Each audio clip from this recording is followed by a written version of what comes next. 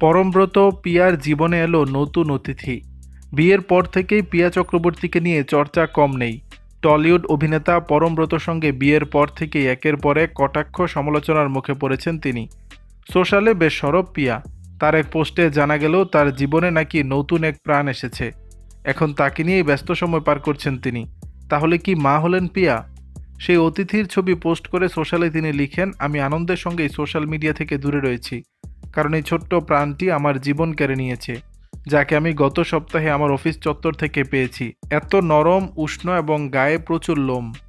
Peer share করা সেই ছবিগুলিতে দেখা গেছে তার বুকের উপর শুয়ে রয়েছে ছোট্ট বিড়াল, যাকে নিয়ে পরম পত্নী ভীষণ ব্যস্ত।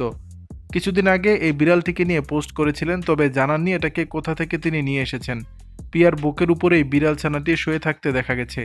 প্রসঙ্গত, কিছুদিন আগে সোশ্যালে এই 4 পায়ের ছবি পোস্ট করে পিয়া তাকে দত্তক নেওয়ারও আর্জি জানিয়েছিলেন। তবে সেই পোস্টে সাড়া না মেলায় আপাতত নিজের কাছেই তাকে রেখেছেন পিয়া। তবে তিনি নিজেই বিড়ালটিকে ভবিষ্যতে দত্তক নিতে পারেন বলে জানিয়েছেন।